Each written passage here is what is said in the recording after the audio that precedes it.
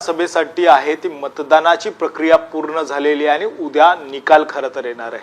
मात्र निकाल आल्यानंतरून पुढची प्रक्रिया कशी असणार आहे या सगळ्या संदर्भात माजी सचिव विधिमंडळ या अनंत कळसे यांच्याकडून आपण जाणून घेणार। सर, मतदान प्रक्रिया पार झालेली आहे, उद्या मतमोजणी होईल, पुढची प्रक्रिया नेमकी कशी असणार आहे? आता बघा, मतदान झालेलं आहे आणि या संदर्भात उद्या 23 तारखेला मतमोजणीची प्रक्रिया सुरू होईल।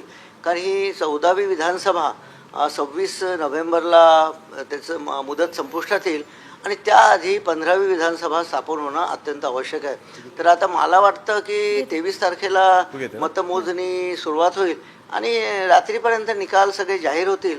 फार झालं तर 24 तारखेला किंवा हे तुमची नवीन विधानसभा अस्तित्वात येईल, त्या संदर्भातलं नोटिफिकेशन जे आहे, निकालाची प्रत जी आहे, प्रत्येक मतदारसंघातून कोण निवडून आलं या संदर्भातलं एक कन्सॉलिडेटेड प्रत असती, ती माननीय राज्यपालांना सादर करावी लागेल। त्यानंतर मुख्य निवडणूक अधिकारी ही प्रत मुख्य निवडणूक आयोग दिल्लीला सादर करतील आणि त्यांच्या मान्यतेनंतर या संदर्भातलं notification representation of people act 1951 article 66 section 66 प्रमाणे काढलं जाईल आणि हे नोटिफिकेशन निघाल्यानंतर 15वी विधानसभा अस्तित्वात आली असं कॉन्स्टिट्युशनली गृहीत धरलं जाईल। त्यामुळे मात्र तुम्ही म्हणतायत की ह्या सगळी प्रक्रिया होईल, मात्र यावेळेस सगळे पक्ष वेगवेगळे लढलेले पाहायला मिळतात। कारण की जरी यांनी महायुती असेल या महाविकास आघाडी केली असली तरी 6 पक्ष निवडणुकीच्या रिंगणात आहेत।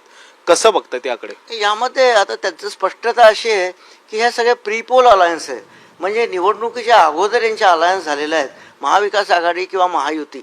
त्यामुळे या कुठल्या तरी 3 पक्षाचं आहे आणि बाकी काही अपक्ष वगैरे आहे किंवा बाकी इतर पक्ष आहे, या सर्वांचं कॉम्बिनेशन होऊन कुठल्या तरी आघाडीला बहुमत निश्चित मिळेल असं मला वाटतं।